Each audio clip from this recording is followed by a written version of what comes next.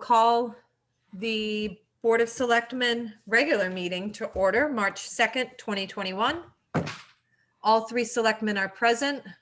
We are recording both audio and visual. So with that, I'd like to make a motion that we approve the minutes of the Board of Selectmen meeting from February 16th, 2021. Yeah, I do. Hold on. I'll second it. We have a motion and a second. Any discussion on those meeting minutes? I did not see anything. I didn't either. Ken, did you see anything? No, we're good. Okay, and Dottie is missing right now. She was in the meeting, but she's gone. So she'll be able to watch the recording. So I'm just going to continue on. Okay. All in favor of the approval of the Board of Selectmen meeting minutes from February 16th, 2021, say aye.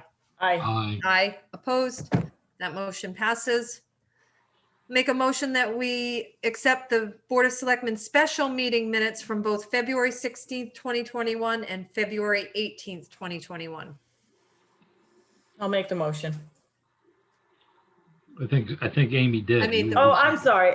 I was reading the agenda. I'll second the motion. Okay. Any discussion on these meeting minutes? They were pretty straightforward. Yeah. Yep. Okay. Hearing none, all in favor of accepting the Board of Selectmen special meeting minutes from February 16th, 2021 and February 18th, 2021, say aye. Aye. Aye. Opposed? That motion passes. You've had a few pieces of correspondence. A thank you from Access Agency for the contribution that we made to them from this year's budget. An invitation to the Yukon College of Agriculture, the police services report, Connecticut water test results, and then the Northeast, a whole lot of stuff from Northeast Connecticut Chamber of Commerce, their annual budget or their annual report, marketing opportunity and events. Any other correspondence from either selectman? Other than the email that Rainey sent us today, Right. or yeah, I think it was today or yesterday. I can't remember. Yeah, and I actually never received that because I think he sends it to my A. St. Ange email. So anyways, I didn't see it. But we do have Paul here to talk about that topic. Rainey told me that he had sent it out. All right, selectmen comments. Any selectmen comments at this time? I don't have any. Suzanne? No, I don't really have anything either. Okay. So just a couple things that I have. Thursday, this Thursday, March 4th, we should be making our budget presentation. So we will be finishing up our budget workshop tonight in order to present a budget to the Board of Finance. Additionally, tomorrow night let me move back. So Thursday's meeting is going to be held via Zoom for the public to attend. Starting at 7 p.m. There's an agenda up on the town website under the Board of Finance. So people can access and attend the meeting and see both the Board of Education presentation and the Board of Selectmen presentation on the budgets for this year. Additionally, tomorrow night at 6 p.m. there is a live open house at our Public Works Garage. This is a Board of Finance meeting, but the public is invited to attend. You will be required to wear a mask during the presentation. And of course, we will employ social distancing measures. Lastly, I had one more thing I wanted to talk about. We have opened up our budget email account. So if the public would like to make comments as the budget process proceeds through the month of March and April, they can make comments at budget@thompsonct.org. That comes directly to the Selectmen's office, and we share with the Board of Finance and other people that are relevant to making decisions in the budget process. So that's all I have at this time. And we'll move on to agenda item number 5, citizen comments. Are there any citizen comments at this time?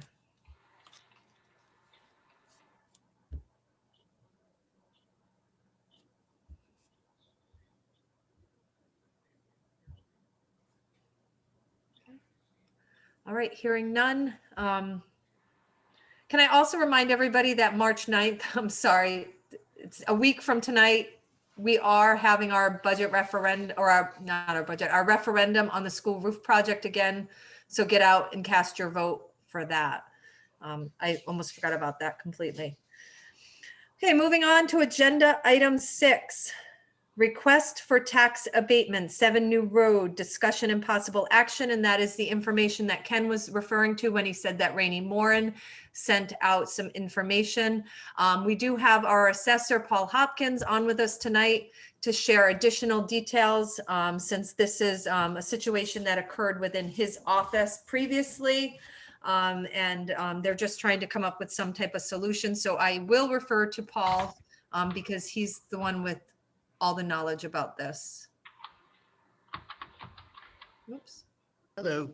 So what happened on this one was Rainey brought this to my attention. So we had a parcel known as 7 New Road.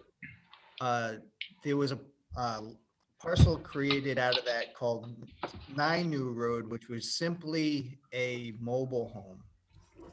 And this mobile home is a 1974 Oxford model OX13D.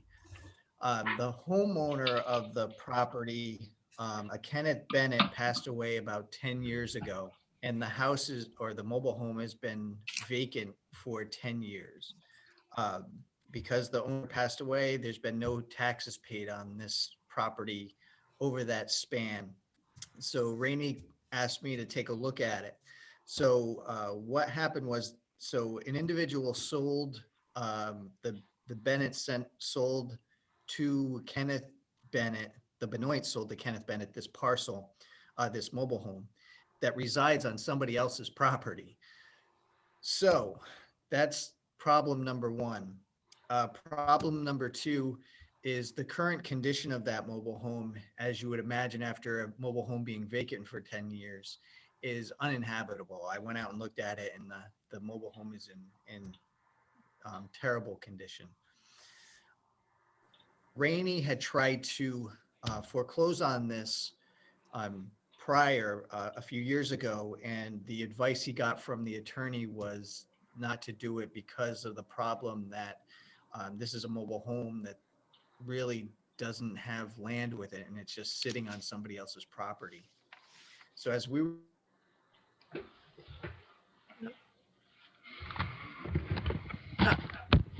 Paul froze up. Because he's in town hall. Let me try to. I've read this. I know Suzanne, I think you got Randy's response as well. I did. Okay.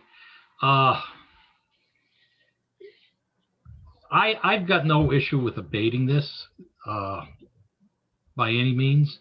If we could have done a tax sale on it at the time, Adam Cohn is probably the tops in this field in the state. He would have told Randy whether or not he could have done it back in the 2015 era. And obviously we couldn't do it because we had no standing with this. Paul's back, so that's good. But continue your thoughts, and then we'll jump back to Paul. Oh, Paul can go. Unmute Paul. There you go. all right, I'm back. So sorry, I'm at town hall, so the Wi-Fi is not super. That's exactly what I said. So the problem we have is, one, if we foreclose, that means we now become the owner of a mobile home that has no place to go and has no value because it's right now the condition it's in, it's uninhabitable. So what we would end up doing is we would take this through foreclosure at that fee, and then we would have to pay to have this mobile home dismantled and hauled off of the owner's property.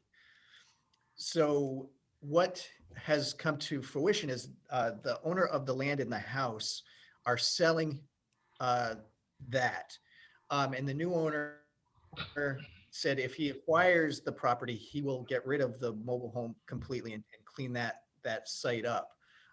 Unfortunately, with this tax issue, the bank is they're having difficulty with the lending because of this outstanding back tax. So we're kind of caught in a problem area where somebody wants to clean it up, but they can't get a loan because we have back taxes, and back taxes are owed by somebody who's already deceased on a property that has no value. So that, No, freeze up again. Yeah, he froze up again. So my question would be, if I can jump in while he's unfreezing, Sure, go ahead. why wouldn't this have gone through probate? I think that's a question potentially. Okay. But Yeah. I'm wondering why the attorney didn't pick up on that. Oh, there's Oh, Paul. Yeah, Paul's back. Go ahead, Paul, you unfroze. so where did I leave off? I couldn't tell. About the The, removal of the trailer. Yeah, individuals want to sell the home. the bank financing. So we're at a situation now where, so somebody wants to buy 7 New Road and they went out to have funding to purchase that. Unfortunately, they're being held up because the bank won't finalize the lending because there's an outstanding debt on this mobile home, which is on that property. And the problem is continued that there's no value on that mobile home. So so there's a tax from somebody who's deceased who we can't collect from, and 2, on a piece of property that's really valueless, other than maybe some minor scrap value. So Rainey and I talked about it, and the solution that we came up with is if we can abate that tax, that'll free up the sale of the transfer of 7 New Road. And the potential owner said that their first item of business would be to clean that old mobile home off the property. So the solution would be abate taxes that we don't have the ability to collect in the effort to have an eyesore and a problematic property cleaned up. So while you were frozen up, Suzanne had asked why it didn't go through probate. Do you know? My assumption is that this property, the owner had no living relatives that went through probate on the parcel. If I can put in my 2 cents as an old Oh, that's right. judge of probate. Yes. If there's no, I'm sorry, go ahead. No, I was just going to say it's Eileen Witkowski. I just Oh, want Eileen Witkowski, 334 West Thompson Road. Thank you. I was going to ask you to jump in. If there is no family, number one, if there's no value, then none of the family will come forth for it. If there is no immediate family who's interested, it can sit there forever. I had an estate that was 25. I inherited an estate when I became judge, and 20 years later, when I left, it was still open. That the family had no interest in it, and they were not going to be paying any fees for it. So that's what can happen. Probably that's what happened. If Paul knows, were there relatives, close relatives? Paul? I'm not sure if he's frozen. Yeah, he Oh, froze he's up frozen again. again. Okay. It's not a So- blank. So we slate don't by know any if there was any relatives or any other assets. Am I understanding that? That would probably be it. If the lady died owning only that, then no one will come forth. No one will come for it. But we don't So- know that, right? Right. And so it would, it'd have to be an attorney who would be, you hire, the probate court will appoint an attorney to look in to see if, and that can take very long, And that long period. Would that cost the town as well? Not necessarily. What we have done in the past is if we got an attorney to do this, then he will find out if there's a value. If there's a value, people come out of the woodwork and want it, and will pay fees for it. If no one is interested, it sits there. So the town would have to make a decision what to do. Right. So what is to stop the homeowner from calling the junkyard and having it picked up? Am I understanding the tax lien is not on the property, it is on this vacant trailer? Paul? Paul's froze up again. He can't find a spot in the town hall. He must be on his phone. He must be on his phone is all I can think. Oh, Well, see, there is no tax lien on 7 New Road. Okay, Paul, On the property itself? Right, there's no tax lien on the Right. property. I can only envision at some point, whenever the assessor, at the time, may have created 9 New Road having that trailer on it. And maybe the intent was to subdivide that piece of property and give it 9 New Road. So that way it would be, a piece of property with the mobile home on it. And, we would get taxes and that from that. that's an assumption, but I don't believe that's what's in the deed, Paul. No, I said, I think that may have been the intent, but it never transpired. It's all 7 New Road. So what is to stop the homeowner from having this mobile home taken off to the junk collector? Or you know what I mean? Current property owner Yes, prior to the sale. prior to the sale, the individuals that owned the property when this trailer was put there, what is to stop them from having this hauled away? It's not theirs. They have no ownership authority over it. But it's on their property. So again, it becomes I would imagine, a legal problem just because it's on their property. I guess nothing is stopping them because the person who really wants to buy the property, so the person who currently owns it is in elderly housing and really is just trying to sell the property to get out from under it. So that's what the new owner is intending to do, is just once they have this free and clear to get rid of that mobile home. Which will be costly, I would assume. Sure. It depends. Sometimes you can have the people that collect scrap metal come and take it and collect whatever it's worth. The amount of aluminum that's on that trailer does not outweigh the wood, the insulation, and everything else that's part of that. I meant to stop on my way home and look at it because I go that way and I just completely forgot. It really is an eyesore. It stands out. Paul, how big is this mobile home? It's 70 by 12, I believe. Yeah. So it's huge. It's nice size. Yeah. I mean, I just feel like to not move forward would just be an albatross around the town's neck to try to pursue something else. It'll slow the process of getting this property cleaned up. Did you check with our attorney, Amy? I did not. We were supposed to be on the phone today about another issue and it was going to bring it up and then he didn't get back to me. And so. I mean, I don't have a problem with abating it, but I would like to just get some legal advice, make sure that that's something that we are within our rights to do. I'm assuming it is, right?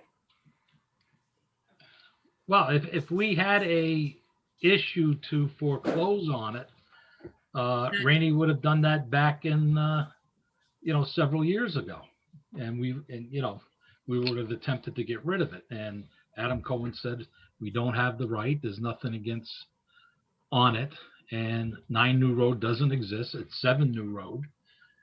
And it's just a trailer that's sitting on it at this point.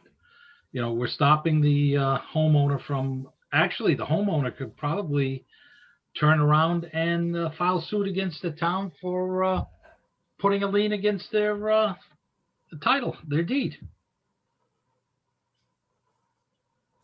Yeah. So is that what but there is no lien on the homeowner, is there? Correct. Right. Because that's not, Right, but that lien that's on there is hindering their sale. So the town's lien is hindering that. Right, the town's lien was put on it when it shouldn't have been. Pretty much correct, right, Paul? Correct. I don't know. It's a muddy situation. I don't know. I don't know what the answer is. I would question why probate. How do we know there's no relatives, that there's no But I think, children, and there's but I no, think if we took Eileen's or Eileen's thoughts on the topic, that who's going to step forward and claim ownership of something that's completely dilapidated, is going to cost. So even if there are relatives, unless they think there's a can of $1 million in hiding in the, They're not gonna, how do we know there's not a mayonnaise jar underneath that trailer with $1 million in it? you could go look. Because I might be a long lost sibling. hey, Suzanne, we'll Suzanne, in answer we'll to sell your you the question, trailer for $5,400 and you can find out. I can go treasure hunting. but Suzanne, if there had been any probate at all, there would have been something on land records. Right, and there's not. Then there isn't. That's what I'm asking, is why didn't it go to probate? They just chose not to. Not to, or there was nobody to take it to probate. Exactly. Okay. Yeah. So that mayonnaise jar may be there. Yeah. Well, if there is a mason jar in there, whoever's hauling that trailer is gonna spend an awful lot of it. Yeah. That's right. They're gonna hit the lottery. Because it will cost quite a bit of money to break up that trailer and To get break rid of up that trailer. So what do we need to do here? it. A motion to abate the taxes on Right. 7 New Road. On 9. Would it be 9. 9 though? There is no such thing as 9. There's no 9. But 9 is the part. Is that what the property card is? Paul froze up again. Yeah, I did. parcel that, or the label that we have on. Correct, that's Okay. the tax bill. And it's Kenneth Bennett's property. Okay, why don't we just labeled say 9 that New Road. then? Kenneth Bennett's property at 9 New Road. I'll make a motion that we grant the request for tax abatement to Kenneth Bennett's property on 9 New Road. I'll second it. Okay, further discussion? All in favor of granting the request for tax abatement, say aye. Aye. Aye. Opposed? And that motion passes. Thank you for coming in, Paul. Thank you. And Paul's got that And blank thank you, book Eileen. again.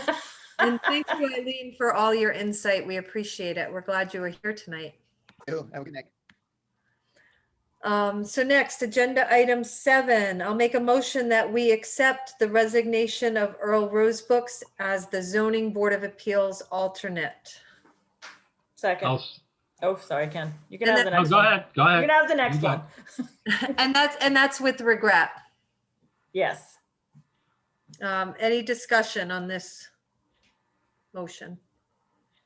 All in favor of accepting the resignation of Earl Rosebooks from the Zoning Board of Appeals as alternate with regret, say aye. Aye.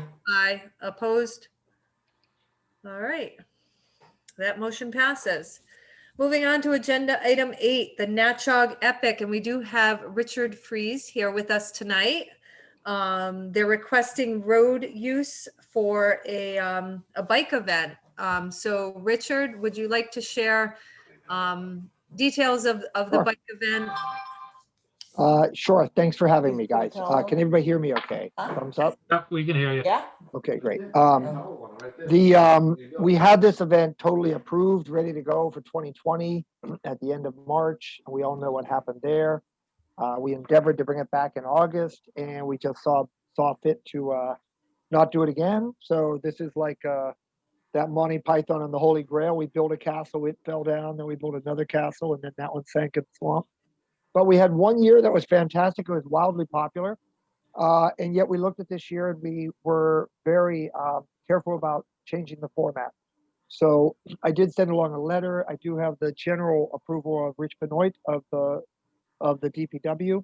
And forgive me, the CONDOT is fine pending approval by the towns, barring any construction and any impediments that would prevent the passage of a bicycle. To explain this, we've gone to a very COVID-friendly format because I realize we're all sensitive and courteous around such issues.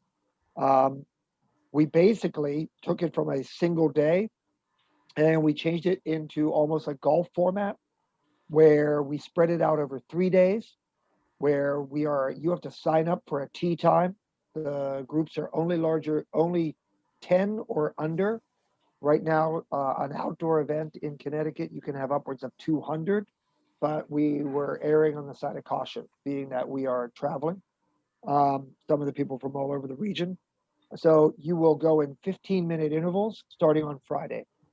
It's a 75-mile course, and I would say that the start is at the Thompson Raceway, and the ending is in Thompson. My anticipation of this year's event, ladies and gentlemen, is that you might just notice there seems to be a few more bike riders on the road this weekend. They're going to be going off in groups of 10 at 15-minute intervals. They are abiding by all rules of the road. There is no intersection controls. There is no closures. This is not a race, even though we do have some GPS timed segments, but those are all off on the most remote roadways imaginable, down in Hampton, for example, and some in we do a one-time section is on Quarry Road in Woodstock. Another one is in Pilfershire, Fayette Road down in Woodstock and Eastford. So I'm open to the other time section is the climb up to the Bull Hill Overlook, this is so slow. These guys are going about 4 miles an hour. It's so arduous. The purpose of this ride is not your traditional bicycle tour. Do not think of the Tour de France. This is an exploration of the most remote, bucolic, and worst roads you guys have. And this may be the one time that public officials love to hear about potholes, because the worse the road, that's the roads we want. This is designed for a very experienced rider to challenge their skills and their endurance. We discourage beginners, we discourage novices. These are very established club riders that know how to behave. And with that, I'll answer any questions. I can also do a screen share and show you the map. And I have an interactive map if you choose to, if you wish to see anything of it. So Richard, this is roads, if I remember correctly, this is regular, like roads, but is it also trails? The only trail we use is we are coming through, and forgive me for not knowing what the name of the trail is, over by the reservoir. There is forgive me while I just open up my own map. And you can certainly share your screen now if you'd like. Yeah, why don't I do that? So you have to forgive me, I'm not a millennial, I'm not as fast as some of these people. It's okay. I'm going to share the screen. Okay, you're sharing. So you can see it. I'm going to It's make still everybody coming up. nauseous. Okay. There we go. Great. So this is our start finish. So if I expand it, those icons are covering up start and finish. And I will just go to full screen. So just so I get rid of the text and such. So we go right up to the border.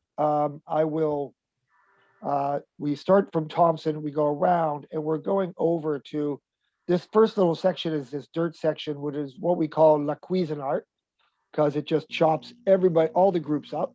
It's very hard to ride on. And my screen is hiding my ability to expand it, so forgive me there. What I love about this is that this is what we use in cycling. The term is selective. So 10 people are going in there and they're coming out onesies, twosies. So the purpose of that little time section here is to really challenge the riders. It's extremely difficult. And then they'll come back out onto the road. All laws have to be followed. And I always forget the name of that road, so forgive me, but it is, as you can see, as I expand it, that is Wakefield Pond Road. I doubt any of you have ever wanted to drive on that road. It's quite the challenge. From there, we go down through Putnam, and then we disappear from Thompson until we come back. We will use the airline trail at the southern section from Pomfret over. But then we return to the airline trail at the very end in Thompson. Again, we are looking for the unpaved roads. We come back into Thompson, and please just tell me I speak too fast. on Bull Hill Road, which is not really a road, that's not passable by motor vehicle traffic. All of our riders are obligated to do a photo, a selfie up there that they post on a forum page called Strava. It's like Facebook for endurance athletes. So we're going to have this really cool Facebook page and a Strava page with all these people taking pictures of Bull Hill and the overlook. From there, they return, and you're going to be stunned to see they are going to do this connection up to Mountain Road, which is also in Thompson. Yep. And this is considered, believe it or not, somebody may be able to ride this road. It is a very loose glacial till is what it's called, path that goes right up and joins over by the scout camp that is up on Mountain Hill Road.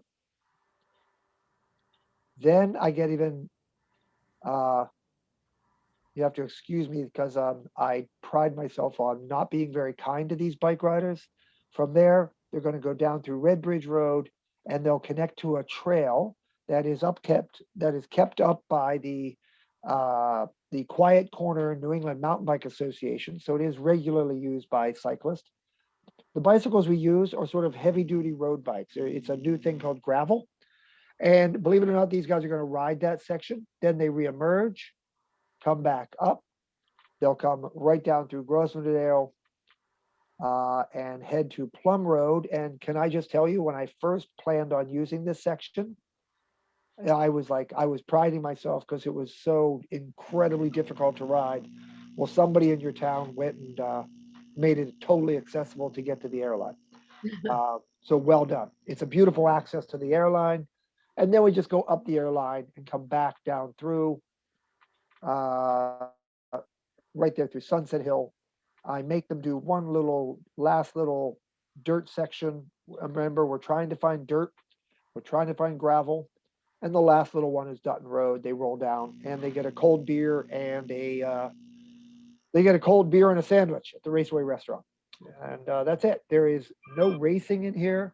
All the racing is it's not even racing. It's just timed segments on the most challenging, slow sections way out in the wilderness. It's designed to be a social event and more of an exploration than a competition. Any questions? So Rich, you're really riding mountain type bikes. It's what's called a gravel bike. The width of the tire is, and I'm going to stop the share unless anybody has any other questions. Not on the Okay. roof, I don't. The tires are about 32 millimeters wide. It looks like a road bike. They're fast. Consider it a high-speed mountain bike, but you're right. There's been some innovations in the last few years around disc brakes, hydraulic disc brakes, that have allowed for the modification of the road bike. And it's really the hottest thing. Everywhere in cycling the sales were down in 2019, but the gravel bike division was up 38% on global sales. And believe it or not, you guys are sitting on one of the best networks of gravel roads in New England. And you've got a beautiful area. This is a low impact, quiet way to get at some economic activity. Richard, I'm excited that you're moving forward with this. I like the format that you're using. I'm a runner. I run in various states. And I've missed that this past year. I don't do much with the virtual. It's just not the same. If I'm going to do virtual, I'm just going to train on my own. So this is exciting. I'm happy to have you here. It looks like, I know that Marie had asked you that we're going to need the certificate, I think, Yes. insurance, but I see that you're going to be permitted and insured through the USA Cycling and its underwriter, correct? Yeah, the underwriter is the Fairley Group out of Amarillo, Texas. This is what they do, is outdoor events. And I do have my permits, and my additionally insured is coming tomorrow. So forgive me, I'll send those digitally. You'll Okay. have to forgive my being a little late. It was like this format. We were watching the health guidelines until March 1. So Nope, absolutely. Any other questions from the selectmen on the use of the roads? I have no questions. I think it sounds like a great idea. Sounds And we sounds a little out of my league. approved it last year too. It's So. Yeah. something Yes, long we did. overdue with the pandemic. Yep. So, So with that, I'll make a motion that we approve the road use request for Natchog Epic. for the weekend of March 26th, 27th, and 28th. I'll make that motion. I'll second it. It was your turn. Okay, just let me know next time. Got a motion in a second. Any further discussion on this request? All in favor, say aye. Aye. Aye, opposed, and that motion passes. Thank you, guys. Forgive me if I have to sign out, but I have to get all these permitting envelopes out in the mail to you. I also want to just thank you guys for your service. Public service is vital and important, and I think in the last year, we relearned love or hate Donald Trump. He taught us all to read the Constitution, and you guys are doing something really important. So thank you for your service. Thank you. Thank you. Thanks, Rich. Night. Cheers. All right, moving on to agenda item 9. Recreation camp buses RFP opening. Leslie's here, thankfully. I don't have any, I didn't have any left for me, right? I do know that DACO delivered one to Marie. They hand delivered. I didn't see, I saw Marie before, I was there before she left today at 5:30. She didn't say anything. Yeah, they handed it in on Friday. Well, I guess there isn't to read, then we'll, but also we do know that there's been some changes with our busing needs as well. So although it will be good to have an idea of the quotes, you know, and where they are with pricing, if we need them for other, you know, programs this summer, then we have a ballpark on that. But, you know, since the bid's gone out, we have had some changes, as you all know. So, Leslie, is there an urgent need? Should I plan a small special meeting just to open it? I would plan a Wait till small. the next selectmen meeting. What are your thoughts? I can check with what I can do is I can check with Maureen if that's the only one that we received. I'll just reach out to DACO and Karina and say, you know, hey, we didn't put it on the agenda, or, you know, we're going to look at it at the next selectmen's meeting, and that's some, you know, some things are still up in the air, and, you know, we'll be in touch just if she's expecting some kind of response. I do apologize. I just assumed that we hadn't received one. Yeah. So. Yeah, no, yeah, I know that's the only one I know of, and I know just because she came to the my side of the town hall, and I heard the price. So, yeah, and we haven't had. I mean, I'll just briefly update. We haven't had much update with camp conversation with the school, as you know, they were very busy coordinating the vaccine clinic today. So I anticipate, and we'll circle back with Melinda. Now that that's passed, you know, I'm planning on following up with her and starting those meetings and having that camp conversation. So. Yeah, that brings up, I mean, that's in a whole nother topic, but the school did get vaccinated today, and the town hall got a special gift because there was extra vaccinations, and Melinda called and said, send people up. So. My arm is pretty sore. Is it? Yeah. I put some ice on it. I'm good now. It was definitely and I would just take this moment just to, you know, say it was a very well coordinated event, very smooth, and yeah, just a big thanks to Thompson Public Schools and to Melinda. I know she did a lot of work behind the scenes. I mean, over the weekend, you know, coordinating all of that, and it was just, you know, I think, you know, and it's everyone's, you know, choice whether or not to get it, and respect that choice. But I think the school's breathing a sigh of relief, knowing that it'll certainly shift the quarantine requirements, and, you know, hopefully allow them to continue to stay open. So Absolutely. sigh of relief up there. So, welcome. Excellent. Bob. Thanks, Leslie. All right, so moving on to agenda item 10, General Code Company, codification services for code of ordinances, discussion and possible action. I left this on the agenda only because we never had a chance to talk about it after we had the presentation. So I definitely wanted to know what the board thought of the presentation. Yeah, like I said, just because we never had a chance to talk about it. I like the presentation. I think it could help us in the future. Yeah. You know, having another set of eyes, putting it up, and, you know, seeing how it you know, just with the P&Z regs and sub regs and how they all intertwine with each other. Question is how do we afford it to do it? And that'd be the main issue. I agree with Ken. I really like it too. And moving forward, I'd like to figure out a way that we could put it into one of our budgets. But what was the cost again? I don't have it in front of me. It was like just under 10,000 for the initial service, spread out over 2 years. Because it takes approximately, according to their estimations, approximately 2 years. So it's a multi fiscal year plan. And then if Then I'm the service correct, contract. there was a contract $1,200 annually That sounds about right. to keep up the service. And there was different plans. You could either choose 600 or 1,200. Yeah, that was something that I think the town would truly benefit from. Right, It's just a matter of how could we actually factor it into, right now. I'm assuming there's no departments that are gonna end up with additional funds at the end of this year. Well, the only possibility with additional funds is depending how the rest of the winter goes, what we may have left, and of course, what we have in the contingency. Oh, that's right. So maybe we You're only talking 5,000. Orla said we did use some in the contingency. we but I did think the there was- one dam study. I would really love to keep this in the back of our heads, our thoughts. Okay.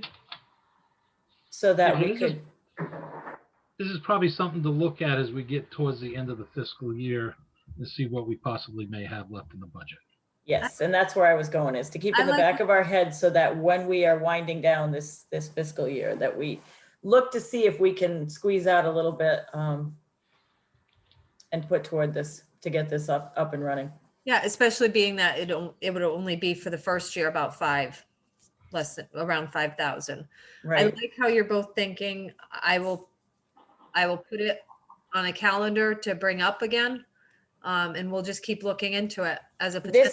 I think with the new zoning regulations and the ordinance changes that we have every year and the modifications, and then the subdivision regulations, I think this is a win for the town if we can somehow find a way. This was Renee that brought this to our attention? Yep. So maybe just asking her to kind of keep reminding us Right. so that we don't somehow forget it, because I think it's definitely worthwhile. Yeah. All right. We will do that then. Any other discussion? All right. Moving on to the bid award for the Affordable Housing Plan. As you remember, Tara had brought this to our attention. It was a grant that she was awarded. It was for $15,000 for developing an affordable housing plan. This is a requirement that has to be fulfilled by the town for the state. And we had the one bid. She did send a letter having received and reviewed the single bid opened in response to the RFP seeking a consultant to develop an affordable housing plan for the town of Thompson. I request that the board formally award the contract to Tyke Planning and Policy Group. Lead planner is John Guskowski, has a long involvement with the town of Thompson, and his assistance with this project will be warmly welcomed. Thank you, Tara Penn-Gesick, Director of Planning and Development. Okay, so we need a motion. Is that what we need? To award the bid, correct. All right, so I'll make the motion to award the bid. Second. Okay, we have a motion and a second. Any further discussion on this motion? All in favor of awarding the bid to Tyke Planning and Policy Group, say aye. Aye. Aye, opposed, and that motion passes. All right. That concludes the general business, and we did add on budget review and discussion for this evening to hopefully finalize our budget for Thursday's presentation. So we will move into that. And I don't know if Orla's in the meeting. She'd asked us to She's text here. her. She is. I know, but is she here? Oh, I'm going to send her a quick text. Because she had asked us to send a text. okay. So. Hi, I'm here. I I'm heard here. you guys Okay, in the just background. was in charge. Wanted to make sure. Yeah, no, I had it over the other side of the room, but I heard you say something about budget, so Yeah, so Okay, we're let ready me to, share. we're ready to move in. So Orla did send us the, where we're at. Yeah. the- Yeah, I sent you what, the bottom line numbers. This isn't the final book. It's got a couple of extra sheets to be added for capital, but the numbers itself are correct. So, let's look at it. You guys tell me where to go. Well, you were just, that page you were just on, what was it showing? Oh, here it is. I got it in front of Sure. me. So Let the me just go proposed back there. mill rate increase might be 25.81, and that included all of the capital, correct? Correct. It includes all the capital. Now, I did make a couple of changes, if I can bring them to your attention and we can go back. So Paul gave me some updated numbers on reimbursements back from the state for disability. And also he gave me a veterans number, which is higher than usual, but he's not 100% sure we're going to get it back. So usually I budget about 13, 14, I'm budgeting 20. So it brought us up a tiny bit, just a little bit. Anything else? I added a couple of changes here to the local revenue for some information that Renee shared with me. And okay, that's it on the revenue. And then if we flick to the IT department, which is 1202, also Paul mentioned to me that he's looking to move ahead with the upgrade. So we had $10,000 in fiscal 20, which is encumbered. He was able to negotiate the price down from 20 to 15. So we're requesting an additional 5,000 for fiscal 22, so we can get moving with this project. He's hoping to get it started before July 1st. And then the other thing is on the vision annual charge, I had put in an estimate of 10,000. He got some actual numbers in, and it's 10,827. And I think they were the only changes that I made. Okay, the upgrade, it was a vision upgrade, a quality upgrade, or This is the vision upgrade. was that the one we had talked about in the past? Yeah, What- Diana was looking at doing it, and then when Paul came on board, he wasn't sure. He was working well with the version, and he was trying to hold out as long as he could before he had to upgrade. So I guess he's in a position where he has to upgrade now. So, but I say we already have encumbered this 10,000 from fiscal 20, so we just need to add an additional 5, and then it'll be clear. It's 50% payment up front, so we'll probably use 50%, which is 7,500 out of that 10 grand before July 1st. And then the second half when they've completed the process, which will be in the fall sometime. I thought we could pay that over a couple of years. Well, originally they gave us the option to pay it over 3 years, but that was 3 years ago. So. You're right. But I didn't know if we still had that option available on. to us. We were the ones who kept on holding off, and they wanted us to pay in advance. So, but, you know, between Diana and Paul, they were unsure as to when they wanted to move forward. Originally, Vision was looking to have us move forward before the reval, but Diana was able to negotiate and not have to do that. But we're at the stage now, most likely, that they're not going to support the version we have. So now we got to move forward with it, but we got an extra few years out of it. Yeah, that's one of those things where they're actually forcing us to upgrade to use them. And that I always had a problem with that. Yeah. It made no sense. If you want to sell your product, why are you forcing us to upgrade? That upgrade should be part of the deal because, you know, we're into the contract with you for it. That's what we have with Tyler. Yeah. Any questions? I will take a look at capital if that's okay. Just I'll show you where we are with the capital. So it's all in the transfer fund currently. I'll end up moving it around when the time comes. But a couple of things we did. Amy, if you want to talk about the self-contained storage salt shed facility. I thought I had CC'd Ken and Suzanne, but happy to explain it to the public. Rich and I had a conversation. In fact, we were both thinking along the same lines come Monday morning. had been thinking about it over the weekend about, we can't let this fall by the wayside. This year, the Board of Finance had granted us 20,000, or was approved 20,000 for us to start doing some work towards finding a solution, finding out if there is a problem.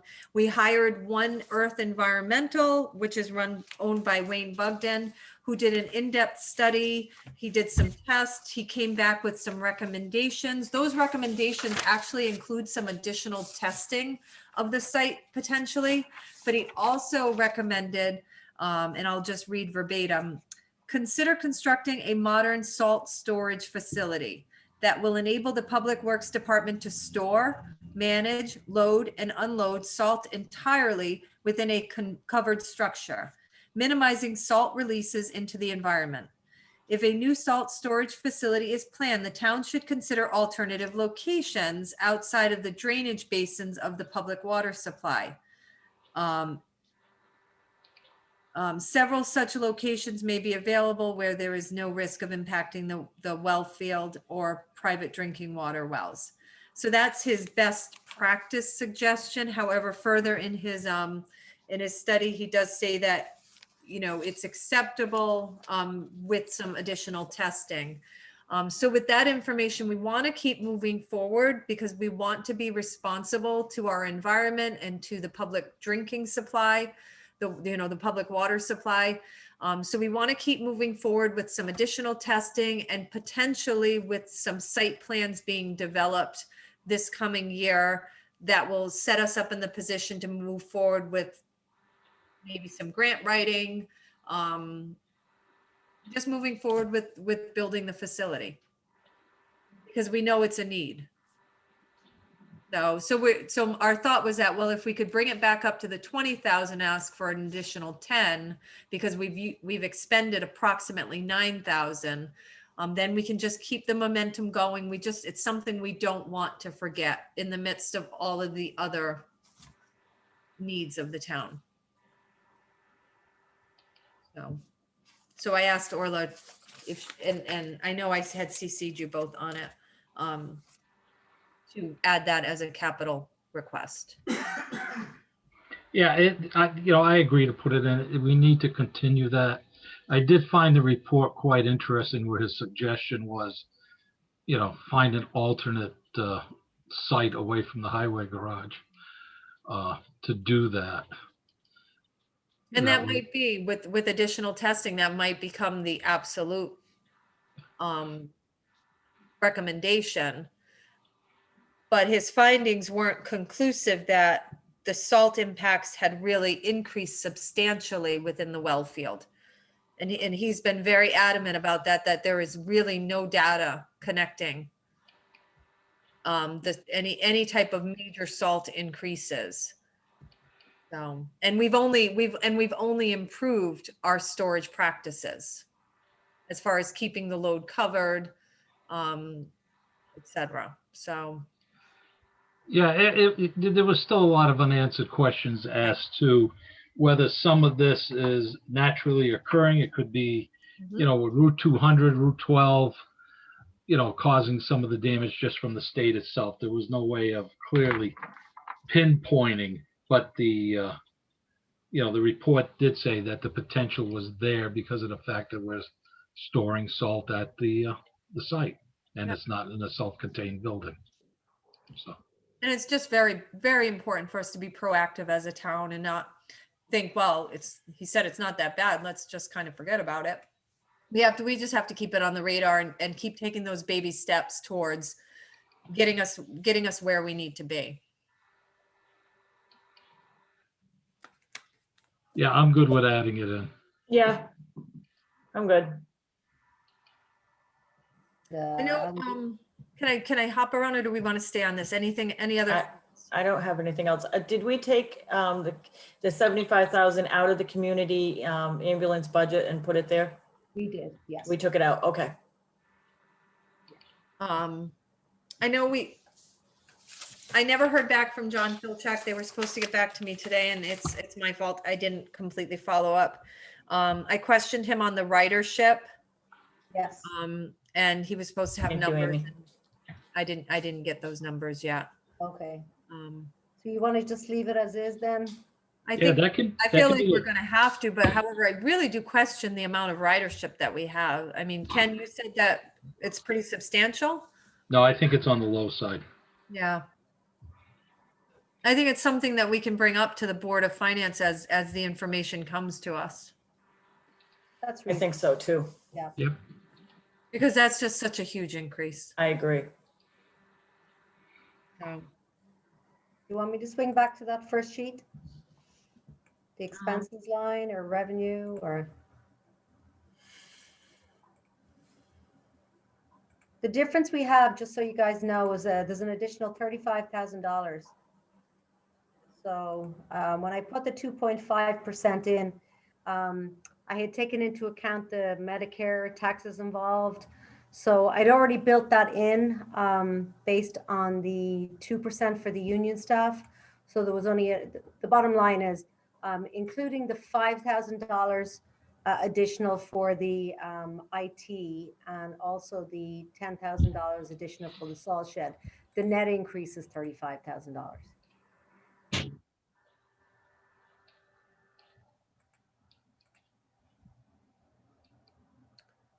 And here we are.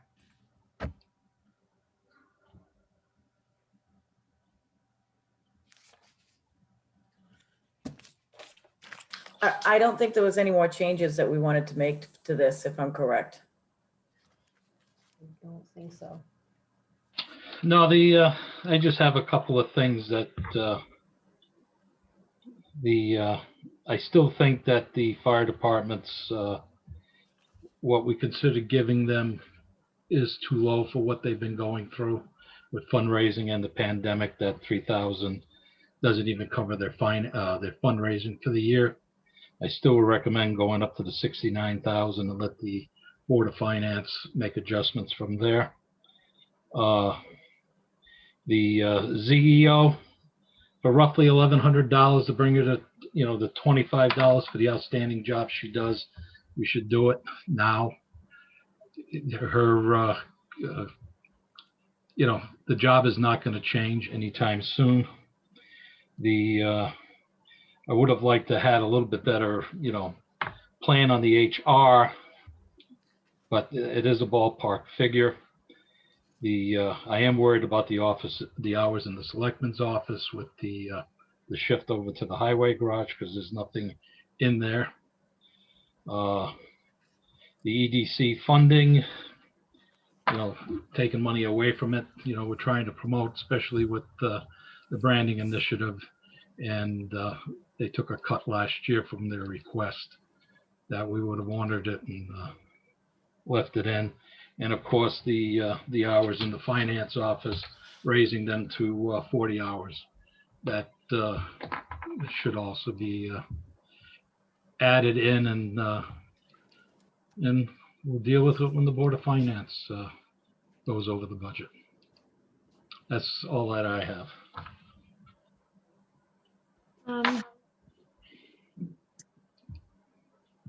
I would have to concur with Ken on the ZEO salary. That's one thing that I would agree with. So I would be in favor of bringing her right up to $25 per hour. And I think I said, like, I was on the fence, I could go either way. I brought it up to our attention to begin with because I feel that she's way underpaid. I think we all agree on that. Right. I think we should just go with.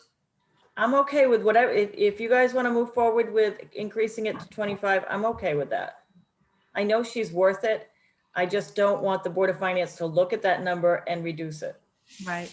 But I guess that's the worst case scenario. Maybe they will, not reduce it lower than what we had set it at right now. You know what I mean? I don't know what the dollar amount is per hour right now. I know we added 211 to it. Bear with me a sec, I'll bring it up.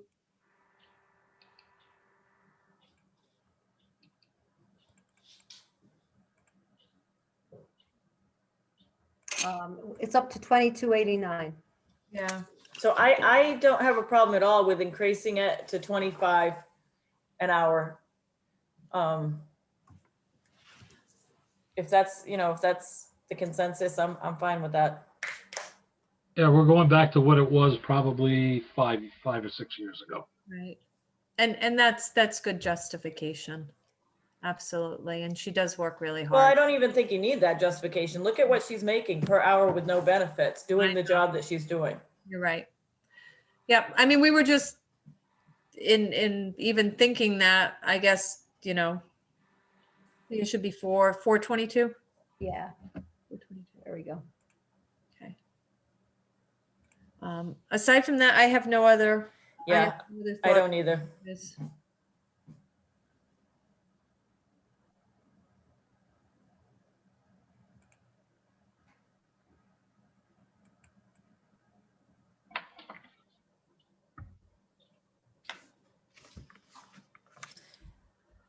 Any other thoughts? The only thing I was curious about is we discussed if they do the financing, and I'm sorry to ask you to go back to the capital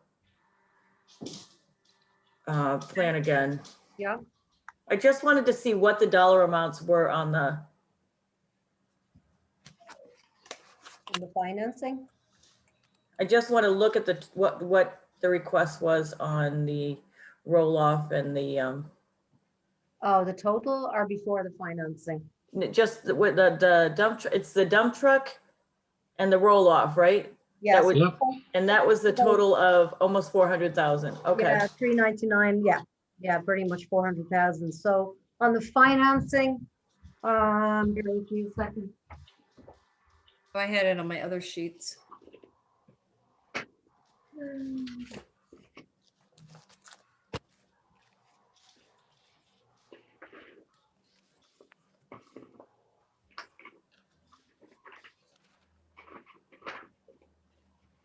Okay, so the two of them annual financing based on 5 years, lease to own would be 44 and 45. So 49. So it would be a reduction of almost Oh yeah, substantial. 300,000. Overall, about 50,000 a year for debt service. So you're talking 50 versus 400,000. Savings of Okay. 350 if you finance it. Oops. What happened? Screen go. Did you guys, does my screen go blank? Okay, now it's back. It did, it's back. Okay, it's weird. I get this weird box up and I never know why I'm getting it, so. Can I just say while we're on this page, and I know that it's not a practice and it's not something that I'm going to even recommend right now. I just would rather move forward with the capital request as they are. But the one thing that bothered me slightly, and I think it does tend to get brought up, is the library community center building. Now in their regular line item budget, they're requesting 25,000 for building repairs. And we referenced while we were talking, I know Ken, you referenced, well, they're going to do the 2 air exchange units, et cetera. But they also have a capital request for 50,000, which would include the air exchange, the telephone system, the original boiler that needs to be replaced, main lighting, et cetera, et cetera. So they're almost getting 2. Well, they do have 2 funds. One is for the roof and one is for the repairs. of the building. No, on their regular, if you go back to their regular budget, they're also requesting 25,000 for building maintenance. Oh, So they're asking for a total of 75,000 for building maintenance plus 25. And they're probably the only department that has a nice stockpile of cash, which I don't fault Allison for whatsoever. It's admirable. She takes very good care of that building. But I'm just pointing out that's a lot for building maintenance. I think, what does the town hall get, 20?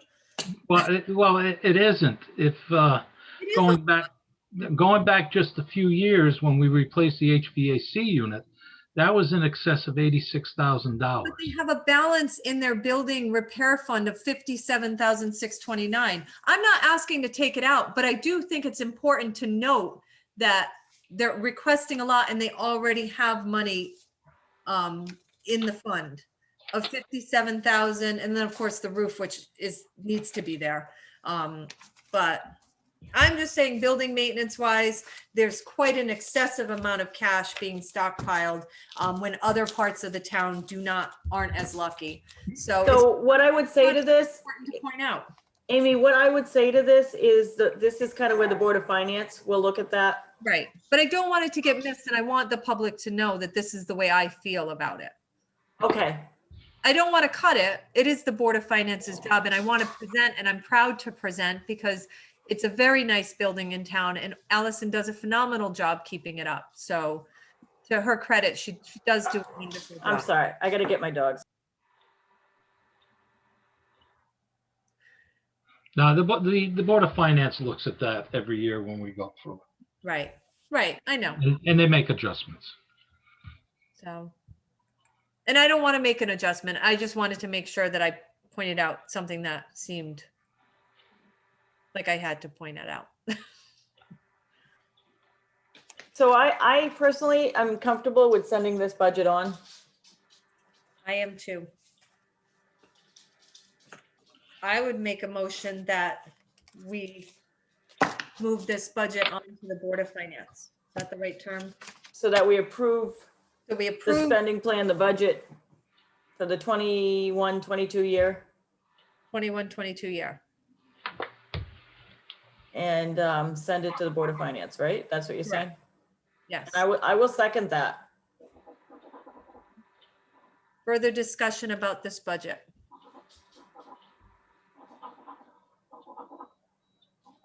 All in favor of approving this budget as presented and sending it on to the Board of Finance?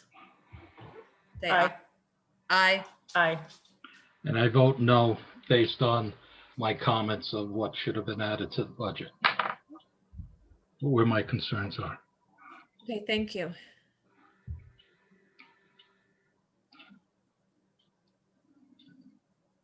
What do we got? Citizens' comments, then tax? Oh, no, we're at other business, I think. We are at other business. Hold on, I was waiting for the screen there to stop. All right, other business. Is there any other business that the board would like to bring forward at this time? I don't have anything. I don't either.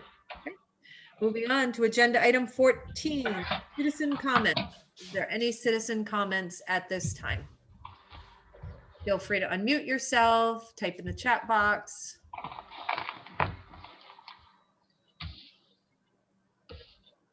We have enough time.